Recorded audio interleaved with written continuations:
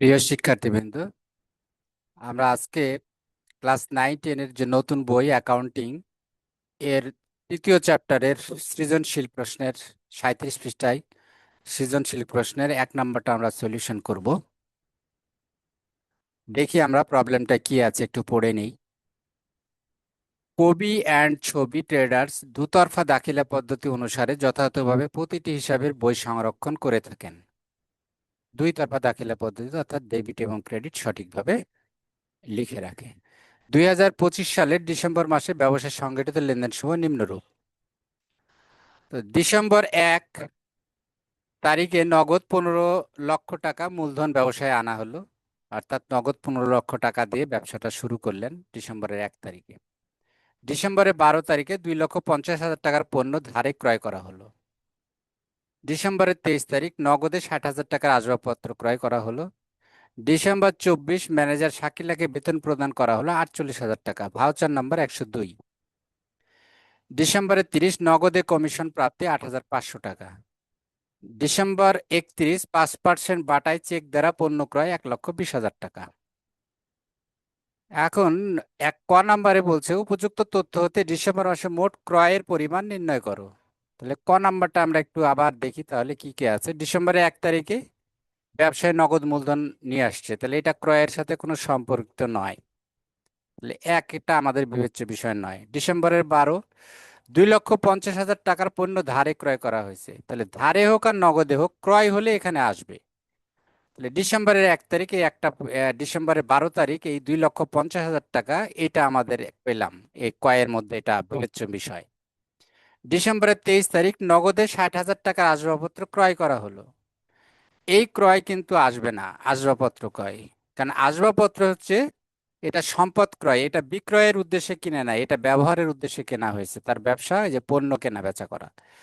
আসবাবপত্র ক্রয় তাহলে ক্রয় হিসাবে আসবে না, এটা আসবাবপত্র হিসাবেই আসবে। দুইটার মধ্যে পার্থক্য এটা। পণ্য ক্রয় বলতে যেটা বিক্রয়ের উদ্দেশ্যে আবার কেনা হয়েছে সেই ক্রয়টা আসবে, তাহলে 23 তারিখেরটা এটা আসবে না এখানে, কারণ এটা আসবাবপত্র ক্রয়।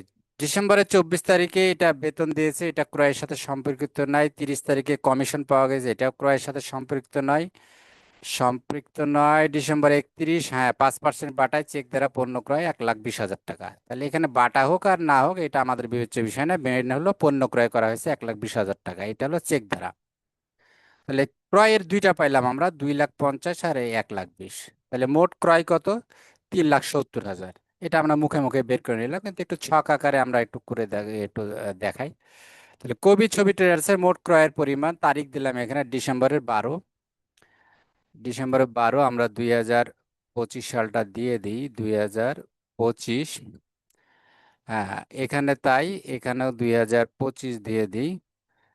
তাহলে ডিসেম্বরে 12 ছিল 2,50,000 টাকা, এই যে 2,50,000 ধারে পণ্য ক্রয় এটা নিলাম, আর চেক দ্বারা পণ্য ক্রয় 31 তারিখে 1,20,000 টাকা, এই যে ডিসেম্বরের 31 তারিখে 1,20,000 টাকা, তাহলে মোট 3,70,000 টাকা। ক নম্বরের প্রবলেম সলভ। কতে কি বলছে, কবি অ্যান্ড ছবি ট্রেডার্স এর ডিসেম্বর 1, 23, 30 ও 31 তারিখের লেনদেনগুলো ডেবিট ও ক্রেডিট নির্ণয় করো। ভালো কথা। তো ডিসেম্বরের 1 তারিখে কি ছিল? নগদে 15 লক্ষ টাকা ব্যবসা নিয়ে আসা হলো। তো এটা খুবই সোজা জিনিস, মনে রাখবে, এগুলো খুবই কমন। তো ব্যবসা এবং মালিক আলাদা, তো ব্যবসাতে টাকা দিল মালিক, তাহলে ব্যবসার ক্যাশ বাক্সে নগদ টাকা বেড়ে গেল, সম্পদ। তো সম্পদ বাড়লে হয় ডেবিট আর কমলে হয় ক্রেডিট। তাহলে নগদ টাকা এখানে বেড়ে গেল, তাহলে নগদান হিসাব হবে ডেবিট 15 লাখ টাকা। আর এই টাকাটা কোন খাত থেকে আসলো? মূলধন হিসাবে মালিক দিয়েছে, তাহলে মূলধন হিসাব হবে ক্রেডিট। তাহলে ডেবিট হবে 15 লাখ টাকা নগদান হিসাব, আর ক্রেডিট হবে মূলধন হিসাব। আমরা এই যে একটু ছকটা দেখে আসি, আমরা এখানে করেছি খ নাম্বারে। তাহলে ডিসেম্বরের 1 তারিখ, এখানেও তারিখটা দিয়ে দিই আমরা, 2025। তাহলে আমরা কি করলাম এখানে? নগদান হিসাব, নগদান হিসাব ডেবিট, আর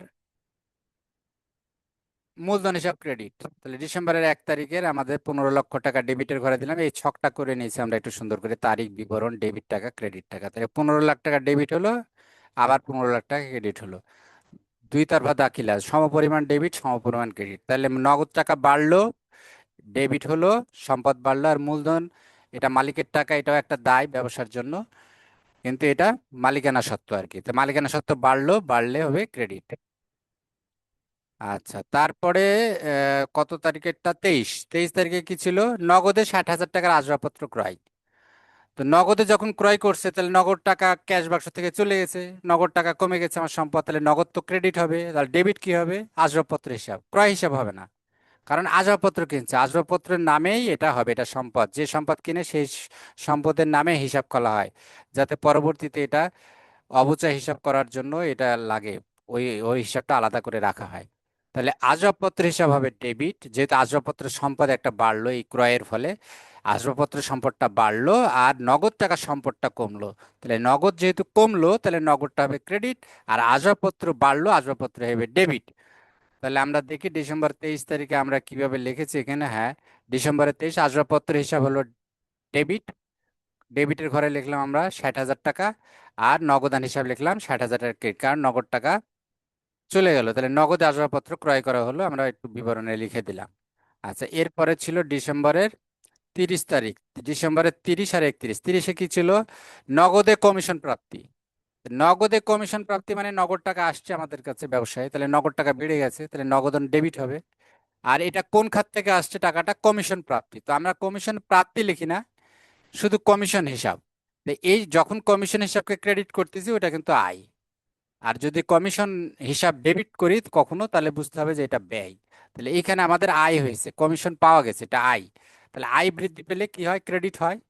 তাহলে আয় কমিশন হিসাব ক্রেডিট হলো, বৃদ্ধি পেলো 8,500 টাকা। আর নগদ টাকা, আমি নগদে এসছে টাকাটা আমার কাছে, তাহলে নগদ টাকা আমার সম্পদ বৃদ্ধি পেয়েছে, তাহলে সম্পদ বৃদ্ধি পাওয়ার কারণে নগদান হিসাব ডেবিট হলো। আর কমিশন এটা আয়ের খাত, আয় বৃদ্ধি পেলে ক্রেডিট হয়, তাহলে কমিশন প্রাপ্তি, কমিশন হিসাব হলো ক্রেডিট। তাহলে 8,500 আমরা দেখি ডিসেম্বরের 30 তারিখ এখানে কিভাবে লিখেছি। হ্যাঁ, নগদান হিসাব 8,500 ডেবিট। কেন ডেবিট হলো নগদান হিসাব? কারণ নগদ টাকা আসছে, নগদে কমিশন পাওয়া গেছে, নগদের পরিমাণ বেড়ে গেছে, আমার সম্পদ বেড়ে গেছে, তাহলে নগদ ডেবিট করলাম। আর কমিশন হলো আয়ের হিসাব, আয় বেড়ে গেছে 8,500, তাহলে এটা ক্রেডিট হলো।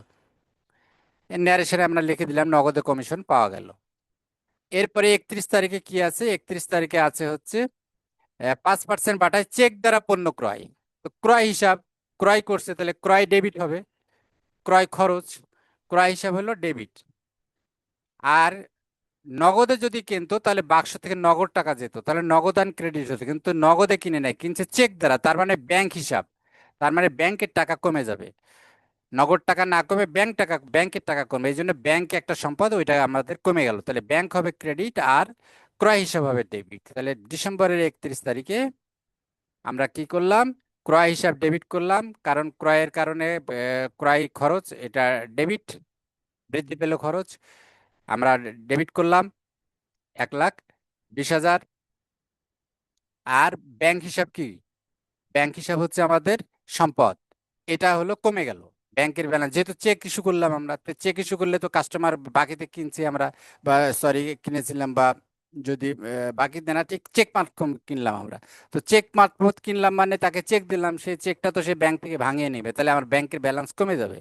এই জন্য ব্যাংকের ব্যালেন্স, যেটা আমার সম্পদ, ব্যাংকে টাকা ছিল, সেই টাকাটা কমে যাবে, যে কারণে সম্পদ কমলে হয় ক্রেডিট, এই জন্য ব্যাংক হিসাবকে ক্রেডিট করলাম আমরা।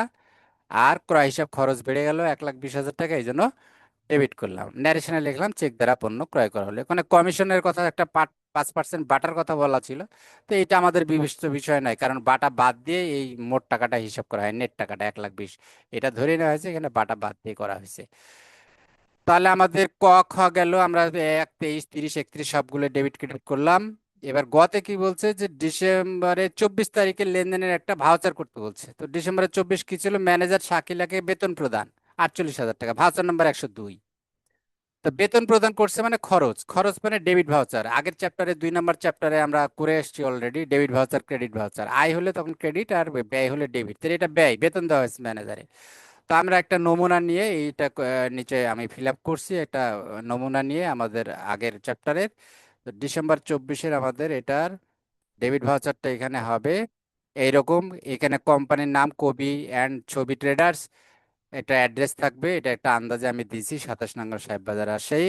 তারিখ 24/12/2025, যেহেতু 24 তারিখের ঘটনা ওইটা, 24 তারিখের লেনদেন। আচ্ছা, গ্রহণকারীর নাম জনাব শাকিলা, শাকিলা নিচে জনাবা শাকিলা, শাকিলা নিচে ম্যানেজার, তার পদবি কি ঠিকানা দিলাম ম্যানেজার, কবিয়ান ছবি ট্রেডার্স রাজশাহী। তাহলে এখানে এই ডান পাশে এর তারিখ, এটা কিন্তু একটা প্রিন্টেড একটা বই, ডেবিট ভাউচার। এই ভাউচার একটা প্রিন্টেড একটা ইয়ে থাকে প্যাডের মতো, সেখানে ভাউচারগুলো একের পর এক সিরিয়াল থাকে, সেখান থেকে একটার পর একটা লিখতে হয়। তো এখানে আমরা ধরে নিলাম যে এটা একটা ব্ল্যাঙ্ক একটা নমুনা ছিল, আমরা এখানে তারিখটা ফাঁকা ছিল, আমরা তারিখটা বসালাম, নামটা বসালাম, কে গ্রহণকারী তার ঠিকানা বসালাম। এই পাশে ডেবিট ভাউচার 102, আমাদের প্রবলেমে বলা ছিল ডেবিট ভাউচার নাম্বার 102। আমাদের প্রবলেমটা দেখে আসি আর একবার। এই যে এখানে ডিসেম্বরের 24 তারিখ বলছে 48,000 টাকা দেওয়া হয়েছে, ভাউচার নাম্বার 102। তাহলে যেহেতু ডেবিট ভাউচার খরচ, এই জন্য আমরা ডেবিট ভাউচার নমুনা নিয়েছি, এই যে এখানে লিখলাম 102।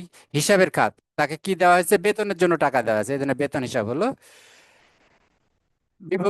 খরচের বিবরণের মধ্যে লিখলাম বেতন বাবদ প্রদান করা হলো কত হাজার টাকা, 48,000 টাকা। কথায় লেখা হলো 48,000 টাকা, বাস। এরপরে সবাই স্বাক্ষর করবে, শেষ। তো এই ছিল এটার আলোচনা, সৃজনশীল এক। এরপরে আমরা পর্যায়ক্রমে সবগুলোই একের পর এক সলিউশন দিব। তারা, তোমরা যদি আমার চ্যানেলটা সাবস্ক্রাইব করে না থাকো অবশ্যই করবা, বন্ধু বান্ধবের মধ্যে শেয়ার করবা। আশা করি উইন উইন সিচুয়েশন, তোমরা উপকৃত হবা, আমার চ্যানেলটাও সবার কাছে পরিচিত হবে, প্রমোট হবে, এই আশাবাদ ব্যক্ত করে তোমাদের শুভকামনা করে শেষ করছি। আল্লাহ হাফেজ।